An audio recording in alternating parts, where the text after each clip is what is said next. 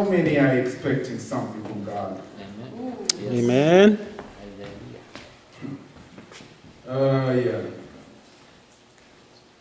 I have decided in my life to not put God in a box. Mm. Right. Amen. Amen. I had a habit of saying, God, I want you to move in this area today. Restricting God to a certain area that you want God to move. Until I learned through the wisdom of the counsel of God that when you come in the presence of God, just come with an open heart to receive whatever God has for you. Amen. Because God knows what you really need and you do. Glory to God. Amen. We've been talking about this year being a year of massive migration. And I still believe there's going to be, and it's already started, a massive migration in the body of Christ. Hallelujah. Migration in many or any area of your life. It could be finances, it could be your health, it could be your family, it could be relationships. There's going to be a massive migration because God is about to do some great things with His people. And Pastor Warren has been talking about restoration of relationships. And when he said that, I know he was operating in the spirit because the message today is about restoration. Amen. Hallelujah. It's about restoration, but restoring your heart back to worship. Praise the Lord. Amen. Restoring your heart back to worship. This season that we are in right now, we are remembering a great event that happened many years ago. That was the death and resurrection of our Savior. And I want to bring to your attention two particular things. Hallelujah. That before we experience this great event, or before they experience the great event that happened on the cross of Calvary, there was one event that happened before that I would say is the initial place of victory. The assault that Jesus put on the devil in the wilderness. That was our first step of victory. And it is consummated, or it was consummated, hallelujah, by the death on the cross. When the devil thought the death on the cross was a place of condemnation, and he thought that he had won the battle, but he did not that it was the beginning of a mighty movement. The church of God. Amen. Hallelujah. Amen. So these two things, I want you to keep them in mind. And today I will be talking about the initial victory that we had, or that Jesus had in the wilderness. And the victory that he had in the wilderness is our victory as well. Glory to God. So the message version, or the title of the message here, is Back to the Heart of Worship. And if you turn with me in your Bibles to the book of Matthew, Matthew chapter 4. Good to see you, everybody. Good to see everybody. You look lovely, and love you, and God is good. Hallelujah.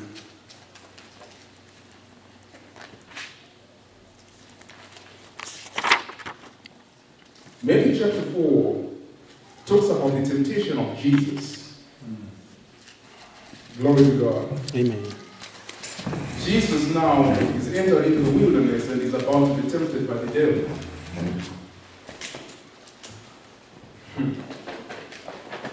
And the Holy Spirit of God led him into the wilderness to be tempted of the devil.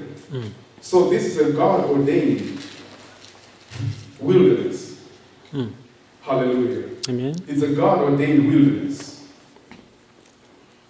And the devil tested Jesus, or tempted Jesus, in three areas. Very important to note this. The lust of the flesh, the pride of life, and the lust of the eyes. Three things that he tempted Jesus on. The lust of the flesh, the pride of life, and the lust of eyes. Are you hearing what I'm saying? You got to take note of these three things.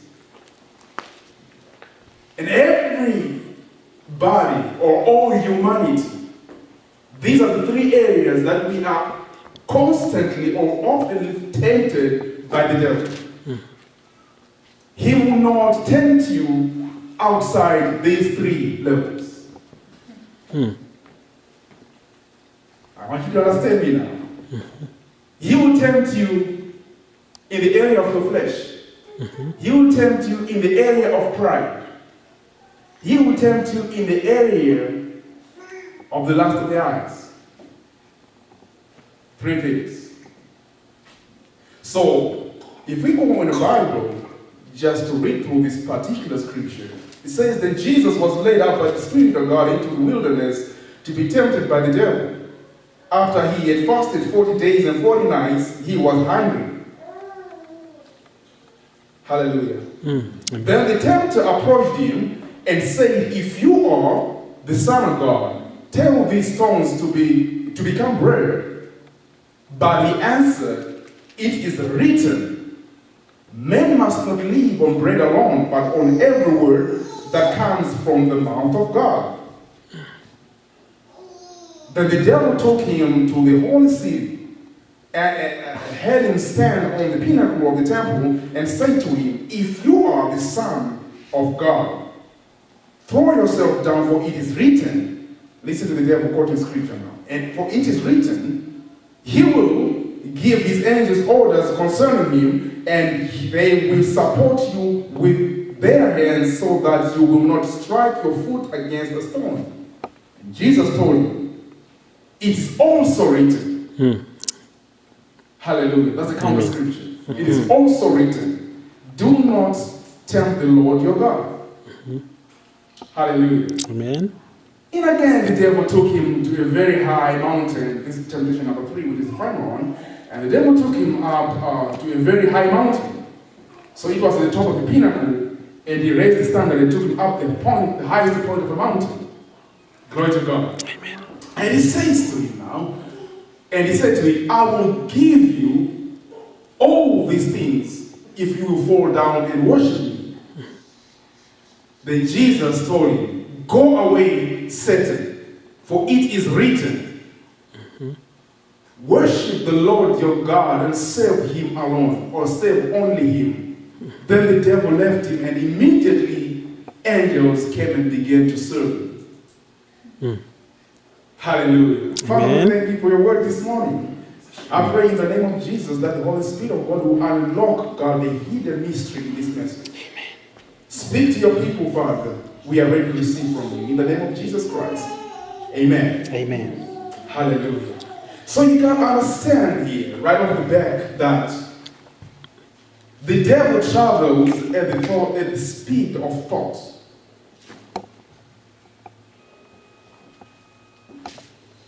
The devil travels at the speed of thought. Hallelujah. Amen. Jesus, after 40 days in the wilderness, felt hungry. And the Bible tells us, right then the devil stepped in and said, "If you are really the Son of God, turn these stones into bread." The devil, in other words, realized, or he captured the thoughts that he is hungry. It's time for me now to go in and attack.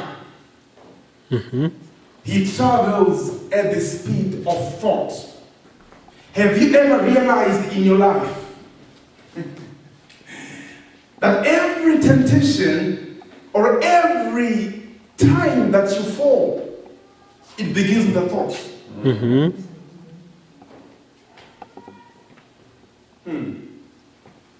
Is that right? Amen. It begins with a thought. Hallelujah. How many times have you fallen? Glory to God. And after you were fallen, and then you said, "Oh my goodness, why did I do this?" he travels at the speed of thought.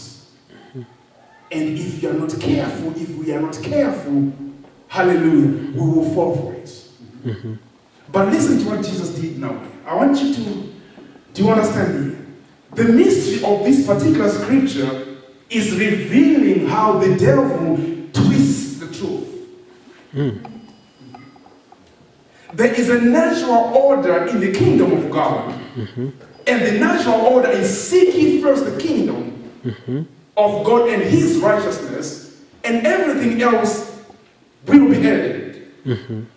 And the devil, what he does is he comes and he flips scripture around. Let me take you down the road now and show you how he does this. So the first temptation concerns the lust of the flesh. That's Matthew 4, 3-4. Satisfying natural appetites. Devil knows that Jesus, this particular moment in time, he is hungry. He has a natural appetite to fill his belly with food. Hallelujah. Amen. So the sin of lust, the particular time, is that it's a want. You know, you want what you want and you have to get it.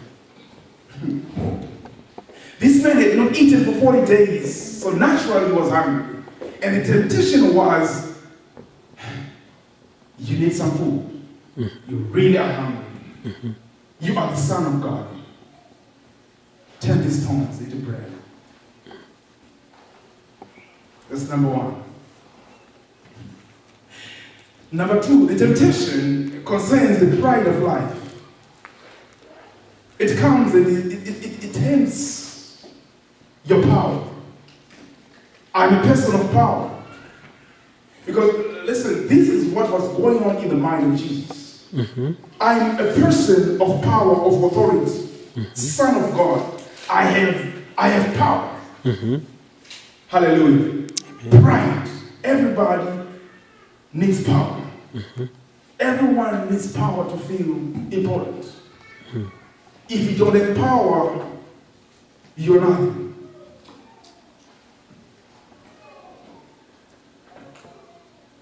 See, we are living in a time, in a world where everybody is hunting for honors and titles to be called Mr. So-and-so or Miss So-and-so, and title. You know, I got called so-and-so, I did such and such, and they know me in my circle that I have 7 degrees in the war, and I do all these things. I am somebody, status. And so Jesus, knowing fully well that he was the Son of God, adorned with power, the devil steps in a second time and he tempts him. Glory to God. Matthew 4, 5, and 7. He says to him here,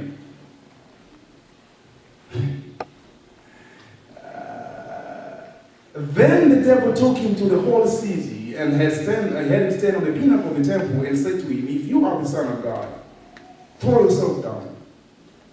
If you are, throw yourself down. Because God says in his word, he will give his angels orders concerning you, and they will support you with their hands, so that you will not strike your feet against any stone. To tempt your own God. To test your own God was what that's what the devil was asking Jesus to do. Number 3, the third temptation concerns the lust of the eyes. See, allegiance to Satan for Jesus, because he said that I will give you the kingdoms of the world that you're seeing right now, while he was standing at the top of the mountain. And Jesus, if he had agreed with Satan, it was a shortcut to his message. He did not have to go through pain and suffering. Hallelujah. Satan was saying, look here, this belongs to me.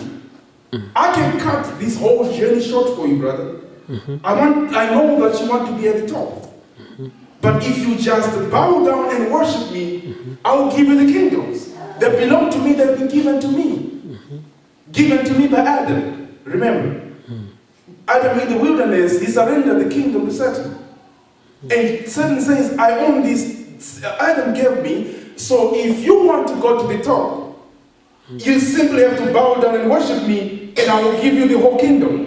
You don't have to go through the cross and through suffering and being beaten and spit on and everything that happened to you, vinegar and all that, and crown of thorns and stuff. You don't have to go through all that. Just bow down and you get the kingdom. Do you hear what I'm saying here? Amen. Hallelujah. Amen. Because he tempted him in the area of his eyes. When Jesus looked, says the Bible, he opened his eyes and he looked and he saw the kingdom at the speed of thoughts. Jesus at the top of the mountain thinking, wow, this kingdom could be mine. I will just get along with this dude, Satan, and it's done. I'm a Messiah. What do I have to go through? Pain and suffering. Hallelujah.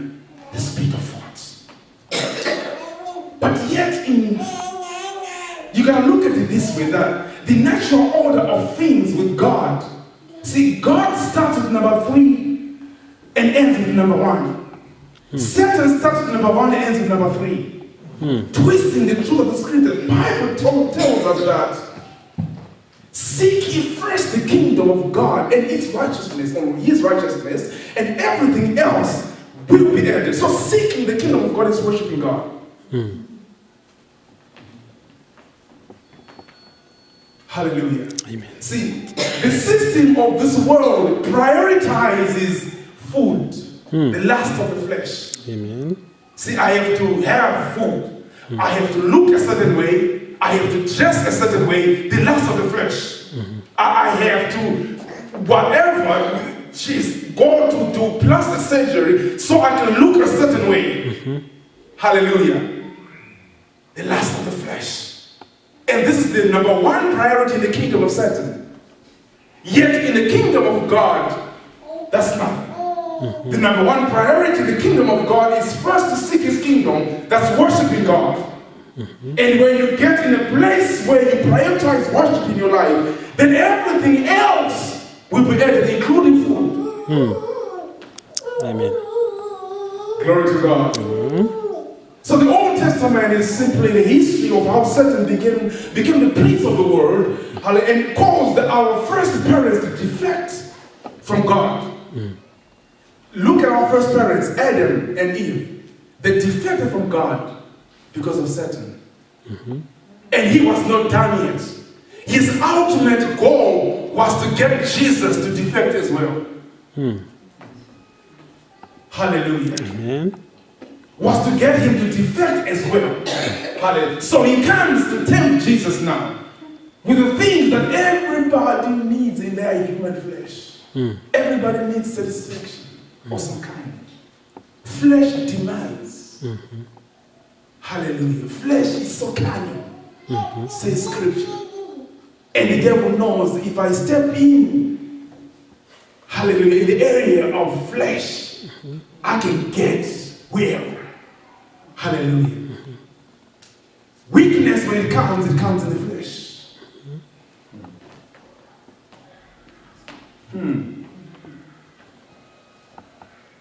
I'm glad I'm not preaching to angels. I'm preaching to human beings like me. Amen. I know how it feels to be tempted in the area of my flesh. I know how it feels. Hallelujah. To be fighting inside of me when the spirit is pulling the other way. My flesh is saying, no, I gotta do this. I need to be satisfied. Glory to God. Amen. Waging war in your body. Spirit fighting with the flesh. And the flesh fighting with the spirit. Hallelujah. Amen. Glory to God. And he wants to get Satan, or he wanted to get Jesus to defect from God as well. Hallelujah. Amen. Just like he did with the third of the angels. You must know that Satan is as a wise fool. He managed to convince a third of the angels to rebel against God. Now you think of a third, a third of the angels. Now the whole population in the world, how many are we now? 7 billion, thereabout. Now, a third of the angels, they are more than 7 billion. Because there is enough demon for each and every one of us. And some of them are even living in the mountains that don't have a place to go in. Hallelujah. There are more than 7 billion demons that are on the loose. That's a third of the angels, of those angels that came down here with Satan. Hallelujah. Amen. And so, if he managed to convince all those angels, hallelujah. And so he thought, oh, just one name, Jesus, I can get this one as well.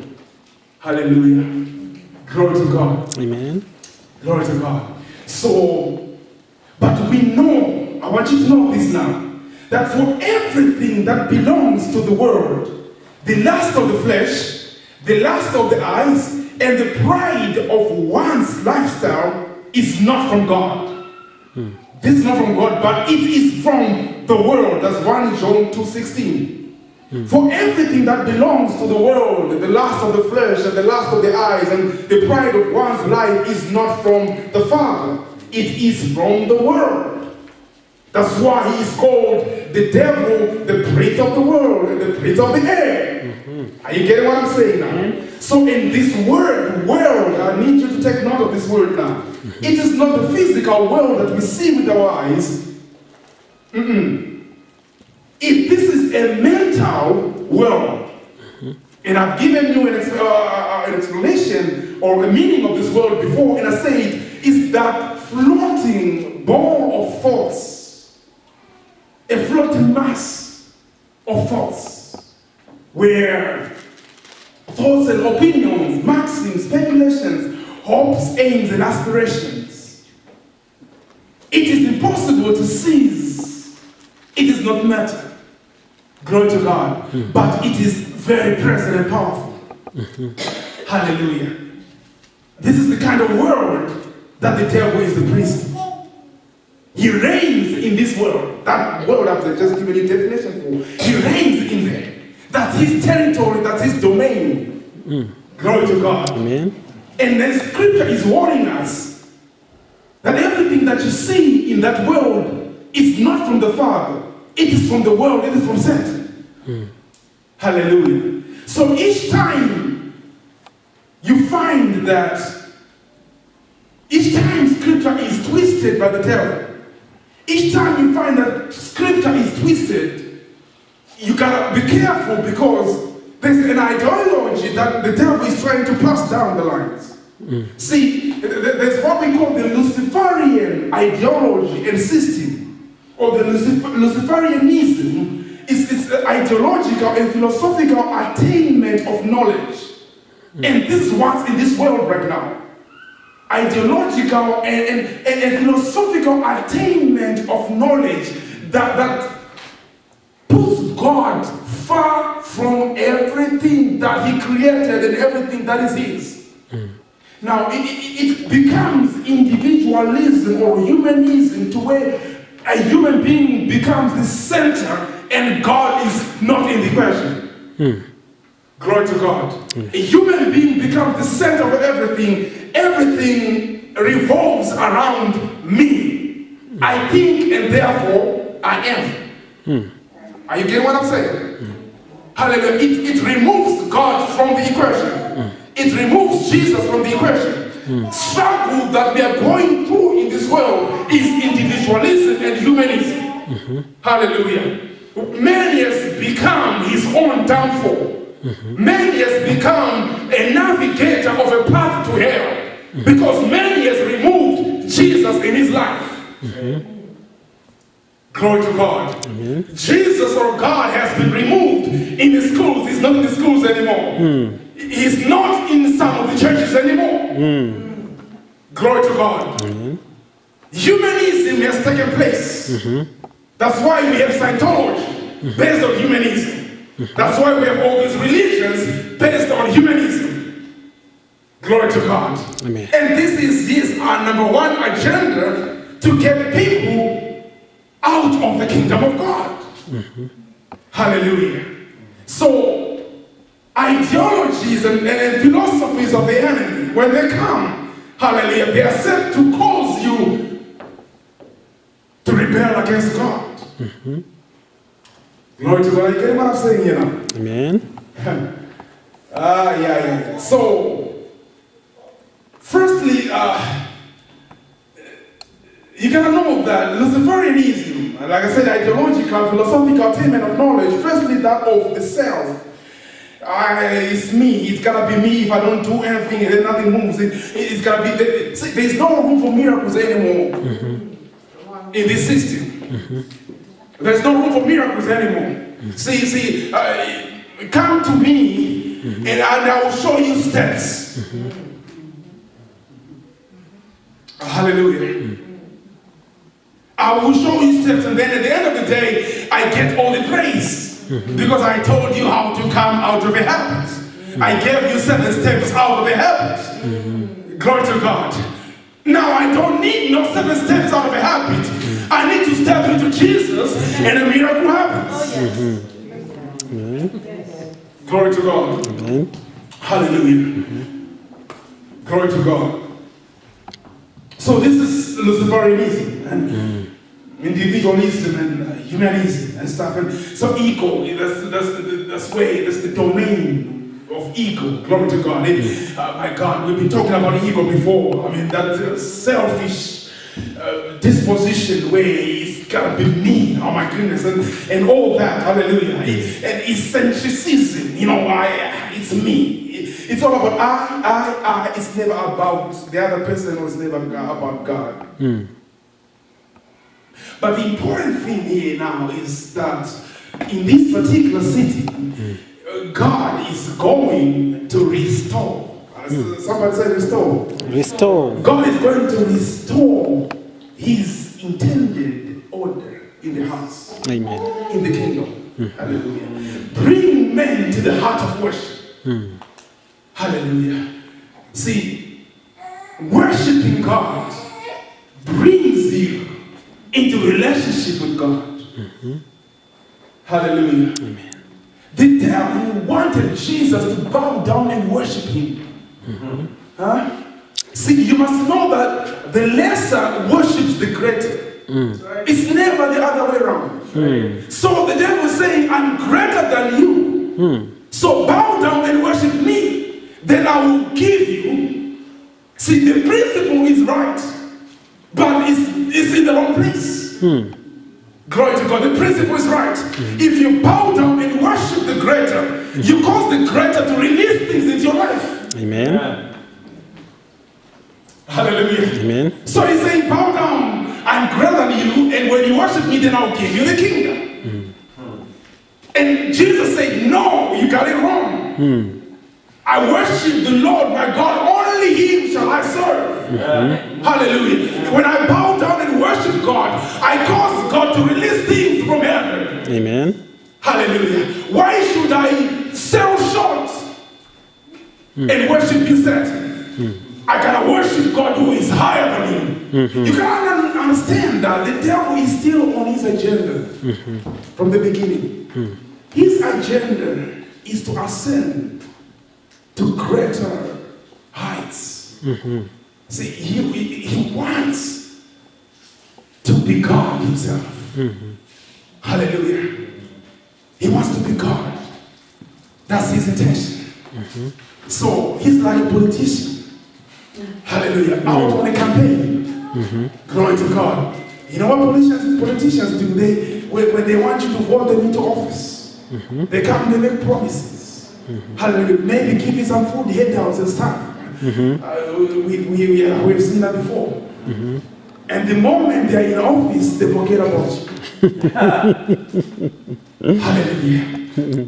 So the devil is intention is to garner support, get more people to come into his kingdom, and when he has more people into his kingdom, then he feels he's above God. Glory to God. Amen. That's his intention. But you got to understand now that when humanity or when a human being or a believer, when they find their way back to a place of worship, the devil knows I'm in trouble. Right? Amen. He knows I am in trouble. Hallelujah. He tries to get worship out of the way. That's why he brings in all these things like sickness and wars and all these things. Take away people from worship, and he can thrive and find his way through. The moment people find their hearts or their place of worship, he knows he's in trouble. That's right. Am I doing something? Amen. See, it says in scripture here about the hour is coming, and it is here now, when the true worshipers will worship the Father in spirit and in truth. For the Father is seeking such to worship. Hallelujah. God is spirit, and those who worship him must. It's mandatory. Amen. Must worship him in spirit and in truth. Amen. And let me bring you a parcel now. A believer exists in two worlds. The physical world and the spiritual world. Hallelujah. Amen. You see me in the physical world, you lay hands on me, we shake hands. But I exist in another realm called the spiritual realm, where you don't see me. And in that spiritual realm, that's where I can make declarations. You cannot make a declaration in the physical, glory to God, because it will not go anywhere. But when you step in the realm of the spiritual and you declare what is in that realm, it will come and affect the physical. Amen. Glory to God. Amen. So those that worship, or those that the Father is seeking, are those that worship him in truth and in spirit and in truth. So God is saying, I need you to get yourself together now, because we got stuff to do. I need you to worship me, but when you do that, you gotta do it in the spirit and in truth. Amen. Hallelujah. When was the last time, if you want to be honest with me, that you worship God? Remember, it's not the music that we play as worship. Hallelujah. Worship is an adoration of God. It's lying prostrate down and saying, God, I am yours. I'm surrendering myself to you. Worship is when you humble yourself and hit your knees down on the ground and you begin to adore God. Hallelujah. And when you're in that posture, in the spirit or in the physical, only then will God step in and he'll pick you up by his hand. Hallelujah. We have taught in churches about all these other things, how to prepare an awesome homily, how to prepare a good message and steps to preparing a message and how to live as a believer, but we have neglected the teachings about worship. Hallelujah. Yet it is very vital and important in the kingdom that people become worshipers. Amen. Because the Father is seeking. This is the only time that God is seeking. Hallelujah. People seeking worshipers. Amen. To worship him in spirit. Because God is spirit, says the scripture. Amen. Hallelujah. Oh my God. Are you getting what I'm saying? Amen. So it's paying homage. That's what the devil wanted Jesus to do. He wanted Jesus to adore him, to worship him, to pay homage. Hallelujah. To exalt him as the only one. That's what you do when you worship him. It is the acknowledgement of excellence and perfection of an uncreated divine person. But hold on, Satan, you are created. You are a creature like me. I will not bow down and worship you. Amen. Hallelujah. Amen. I will not bow down and worship you. Hallelujah. Only time that I worship is when I realize that there is an uncreated first cause That's God, the uncreated first cause. And to him only do I need to worship. Somebody said in the Bible, as for me in my house, we, oh my God. Amen. You gotta make that declaration because the world is not gonna let you do that.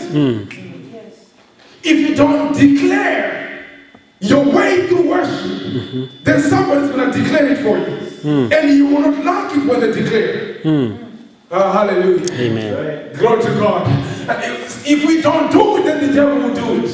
And he will do it through your mom, through your dad, through your brother, through your sister. Through your beloved ones. Glory to God. But when you come in a place where you say, God, I realize that I am a worshiper. Amen. Worshipping is saying worship.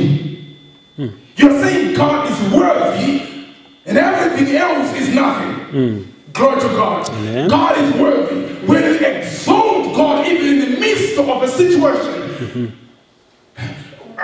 in the middle of a storm, when you learn to worship God. Amen. Oh, hallelujah. Amen. Glory to God. Oh, yeah. Satan knows how important worship is.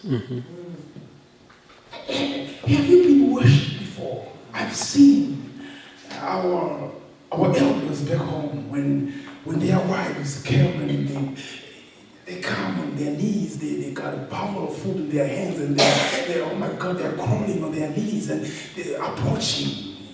My goodness, the table where he's sitting. What can I do for you, my worship?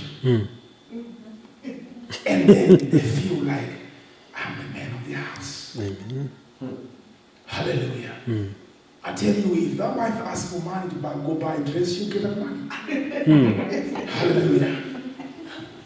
Because she has learned the art of worshiping. Man of the house. Amen. Imagine when you do that to God. Go down on your knees and crawl on your knees. Hallelujah.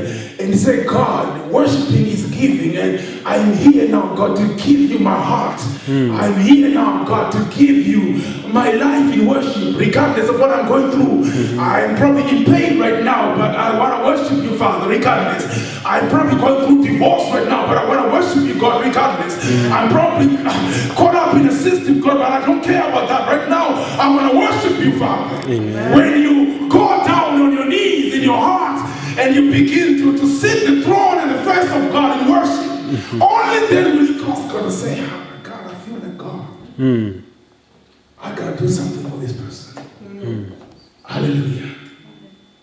This is the natural order of things in the kingdom. And the devil wants to take that away. He loves glory. He loves glory. Have you been around people who love glory? They want to be in the limelight. Everything has to be about them.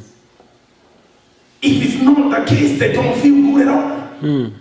Some people have left churches because they did not get any glory.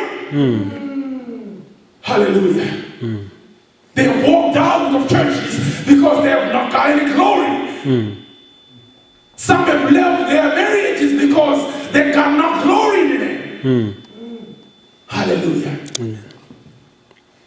Self-glorification is associated with humanism. It's associated with individualism. And that's the domain of the devil. Glory to God. Amen. Hallelujah. But God is calling on the humble. God is calling on those that are contrite in their spirit. God is calling on those, hallelujah, that are Holy Ghost filled, to go back on their knees and begin to seek, hallelujah, the heart of worship. God is calling on those, hallelujah. I've heard you when you prayed. I heard you when you were down on your knees. Hallelujah. I saw you when you were at the bottom, hallelujah, of the barrel. But I need you now to get down on your knees and you begin to worship. Amen. Hallelujah. Amen. How many are ready to be worshipers this morning? Amen. How many are ready for restoration? Amen. Hallelujah. Your heart back to worship. Glory to God. Your heart back to worship. It's mandatory to tell you. It's not maybe, or it's not when I feel like I want to worship. It's mandatory. Those that worship, they must worship in spirit and in truth. Amen. In spirit, hallelujah, in the realm of the spirit, and in truth, knowing that Jesus is the truth. Knowing that we are more than conquerors. Amen. See, that's worshiping in truth. You know your position. Hallelujah. You know that I'm more than a conqueror. Amen. You know that no weapon formed against me shall be able to prosper. You know that God has overcome the world. Hallelujah. Jesus has overcome the world. When you worship from that mindset, hallelujah, and you can see things happen in your life. Amen. Glory to God. All you need to do is learn how to worship. Amen. Hallelujah. Worshiping God. Priority is not food.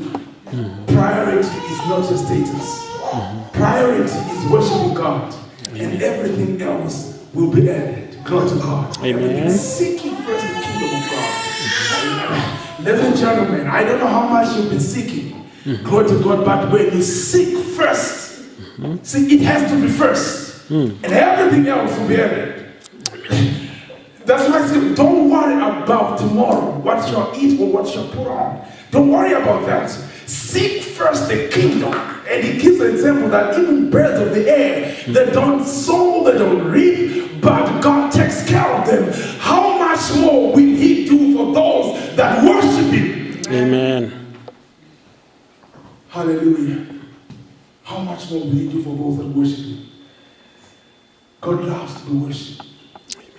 It feels good to be worshipped, like I said before. It feels very good to be worshipped. Hallelujah. Amen. But you know, God, worship has to be directed to God. See, the spiritual realm has power over the physical realm. Amen. Let me tell you this now. When you worship in spirit, see, your physical being is one that we see in our eyes. Amen. But when you worship him in the spirit, your spirit is connected with the spirit of God in the heavenly realm. Amen. And when you are in the heavenly realm, worshiping God, if you read Revelation, tells you how the elders are constant and the angels going around the throne of God worshiping him. You are holy, you are holy, you are holy. God loves worship. And the elders, they hit their faces down and they begin to worship God. That's in Revelation. And when you are in that realm of the spirit, you join hands with the elders and the angels to worship God. Amen. Hallelujah. They may be seeing me right now, seeing me in the physical, hallelujah, in this place, hallelujah, but my spirit is connected with God. Amen. I'm worshiping God. I don't see what's going on around me now in the physical because I am in the spiritual realm. And I know that when I worship God, while I am in that realm there, whatever he gives me in that realm, he has power to influence what happens in the physical realm. So, which means that, hallelujah, if I don't defeat it in the spirit, hallelujah, it's going to defeat me in the physical. If I don't overcome in the spirit, I'm going to overcome. It's going to defeat me in the physical. If I don't receive it in the spirit, I will not receive it in the physical. It has to be in the spirit first. Amen.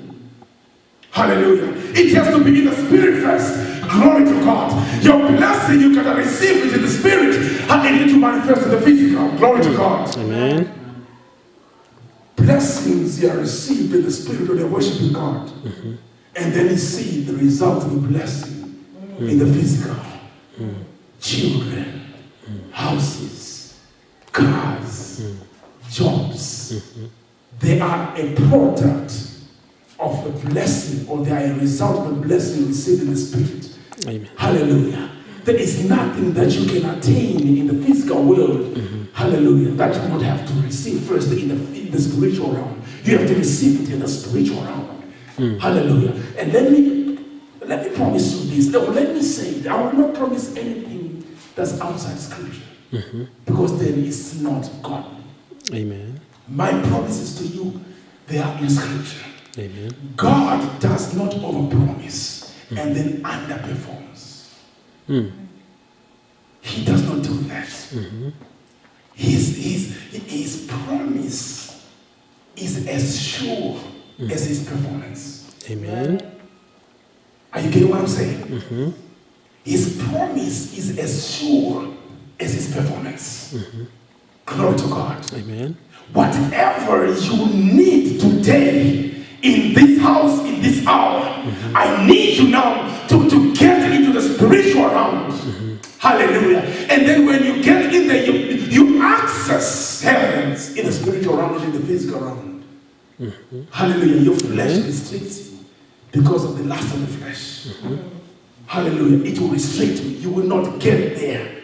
But if you step out of your flesh, hallelujah, and allow the Spirit of God that's inside of you to float into the heavenlies and connect to God and have an audience with God. I know a man who did that before Moses. I know a man who did that before Hezekiah. I know men in the Bible who stepped out of their physicality and stepped in a place of the Spirit and they had a conversation with God. Glory to God. Amen. Hallelujah. Amen. Do you know that you can have a conversation with God? Do you know that you can sit down and talk to God? Amen. Hallelujah. Bible says Moses sat down and spoke to God eye to eye. How is that possible when God is spirit? He had to step into the spiritual realm. And when he did that, he saw God eye to eye in the spark. Amen. Are you getting what I'm saying? Only when you worship him in spirit and in truth. Amen. Hallelujah. Glory to God. I know a man who asked God, stop the sun for a day because I cannot win the battle. And God did that. That man stepped in the spiritual realm and he spoke to God. How much of that are you doing in your life? Hallelujah. Are you so much in your flesh that you cannot access the spiritual realm? Hallelujah. My ladies and my gentlemen, I need you now to get in that place of the Spirit where you begin to worship God. And when you do that, you move things. Hallelujah. Amen. Things when they shift in the spirit, that's shifting in the physical as well. Amen. Hallelujah. I'm believing God for a people of power. Amen. Hallelujah. A people of power. Unlock this mystery in your life. Glory to God. Unlock it in your life. This is where victory is. And the devil knows. Amen. If they get it, I'm in trouble. If they get it, I'm in trouble. Hallelujah. If I can get Owen to, if God can get Owen to worship, then I am tossed. Hallelujah. If he can get Wayne to worship, then I am tossed. So what he does is he throws obstacles to distract you and to get your attention off the goal. Hallelujah. Because he knows when you get it, he's in trouble. Hallelujah. So only when you open your mouth and begin to worship God and to adore God and to praise God and to lift him up and to exalt him. Hallelujah. When you do that, the devil begins to back off. He begins to back off. Hallelujah. He begins to back off. Hallelujah. Out of your life. Out of your children's lives. And, oh my God, out of your workplace and out of your job, out of your boss, it begins to back off. Hallelujah. Because you are releasing worship from the realm of the Spirit. Hallelujah. Oh my God, somebody say, tell your boss, but don't go and tell him in his face. Tell him on your knees. Hallelujah. When you tell God, it calls God to do something about it. Hallelujah. But you gotta be in a place of worship when you do that. Amen. Are you hearing what I'm saying now? Yes. This is where the mystery is, ladies and gentlemen. This is where the miracle is. Where you're here now.